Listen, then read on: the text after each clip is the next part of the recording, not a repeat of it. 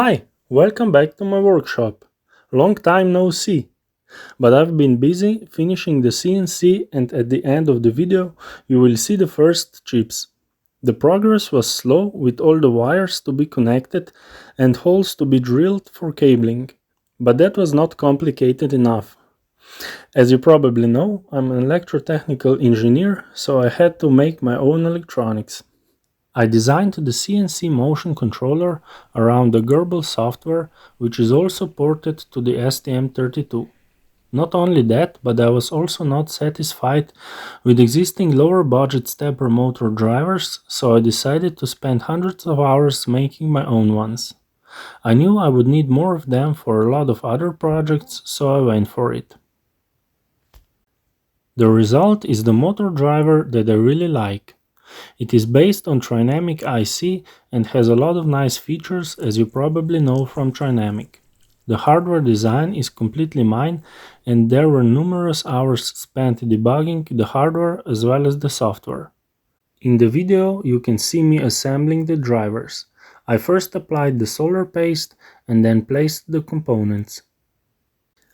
I didn't populate the capacitors because I did not want to heat them in the reflow oven.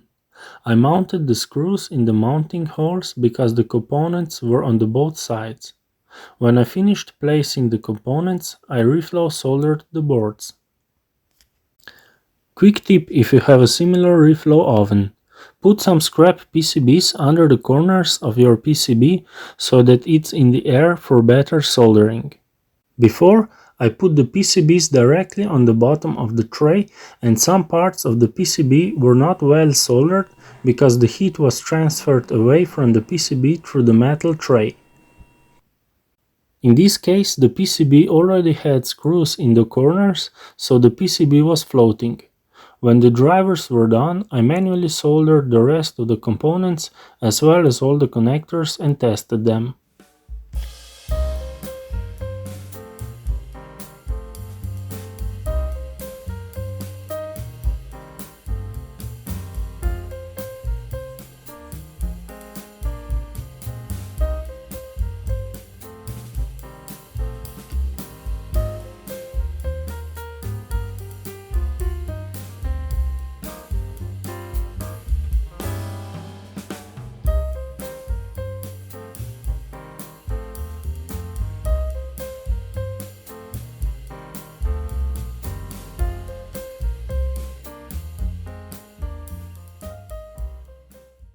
The next step was to mount the electrical cabinet and decide the placement of the electrical components. I decided to place the cabinet next to the machine so that it is accessible and near all the electrical components for easier wiring.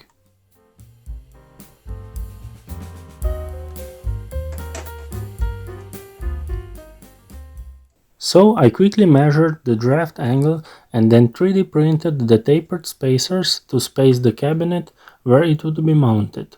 My DIY 3D printer would do a great job of printing out those pieces if it hadn't run out of filament. So I had to reprint 2 pieces, but that pushed me to start writing down the upgrades for my 3D printer that will be done in the future. If there is interest, I will make a video of a complete overhaul of the 3D printer so you can see how it works.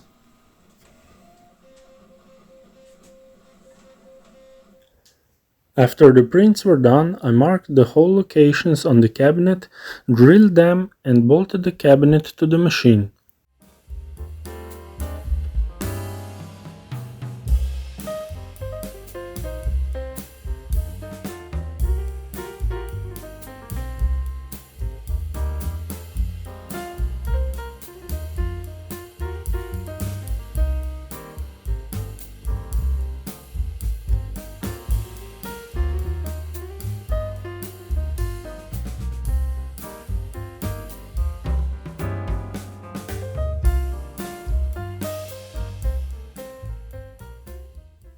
The next step was to mount the end stops. I already had inductive sensors that have great repeatability and they are very reliable.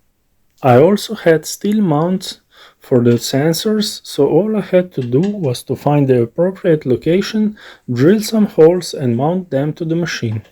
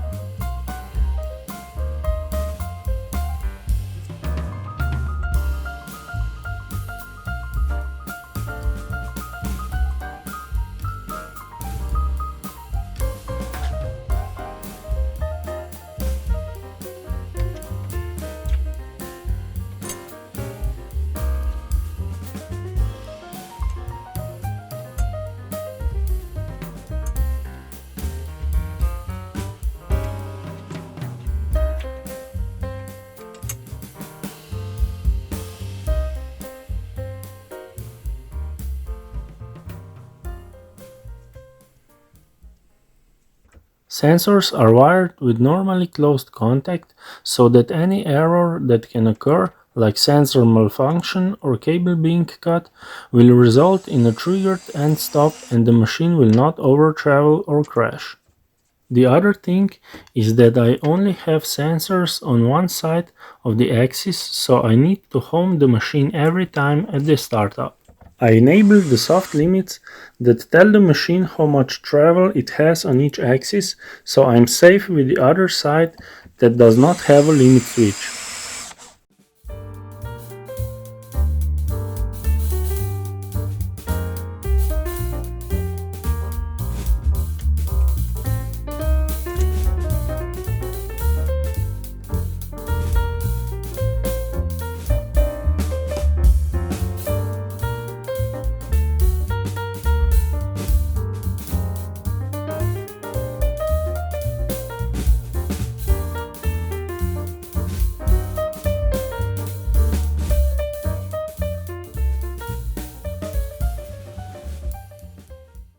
I then mounted the bigger components on the back plate of the cabinet and then started to drill holes into the cabinet itself for all the external cables, first for power input and power switch, and then for motors and stops and other stuff.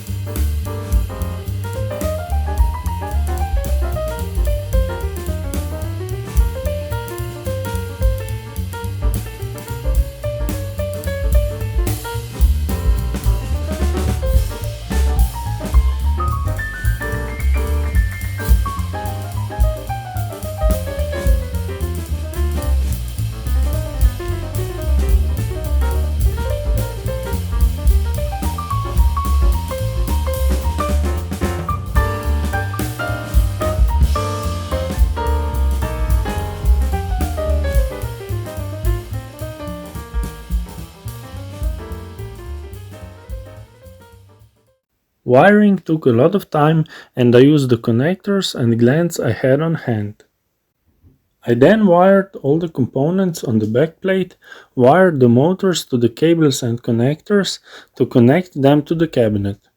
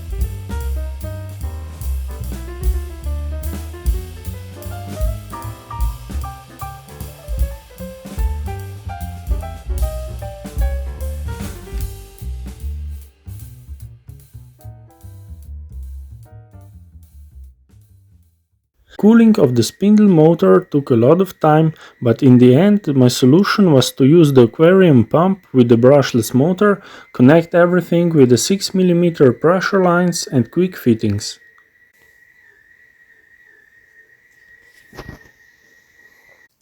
I still need to mount the flow sensor in case the pump dies so I don't destroy the spindle. It took a lot of effort to program the VFD since I had to go through all the parameters to enable the output frequency of 400 Hz. The VFD also has vector control, meaning that the motor has a lot of torque even at low RPMs.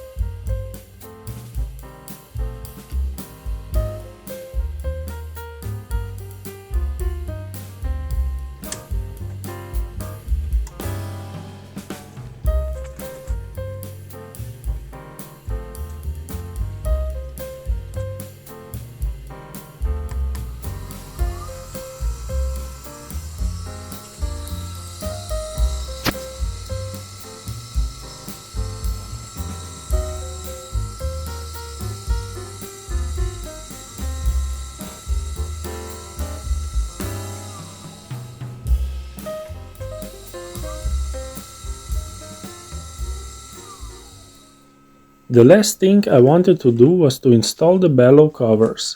Thank you all for great feedback in the last video. If I had time, I would immediately design and manufacture the collapsible sheet metal covers, but since the machine will not hog out a lot of material for now and my time is limited, I will mount the bellow covers as they are. But I found a picture on Instagram of how the covers are made for current Evo machines. The bellow covers have sheet metal on top to prevent damage as well as chip accumulating in the gaps. So the plan is to upgrade the existing covers with such sheet metal strips on top. Regarding the coolant, I will not use any water-soluble coolants for now, and I plan to use the bottle of isopropyl alcohol with manual dosing for now. I will maybe upgrade to isopropyl MQL system. The advantage of isopropyl alcohol is that it does not leave a mess and evaporates while still preventing end mill clogging in aluminum.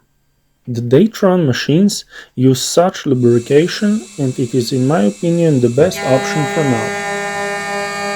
Here you can see the first cuts with the 6mm end mill, 10mm depth of cut and from 0.5 to 1mm step over.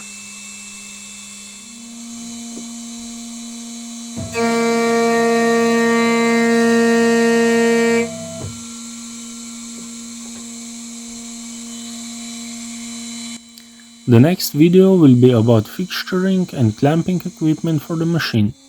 Please subscribe for more content and comment if you have any suggestions or ideas for improvement. That's all for now, thank you for watching.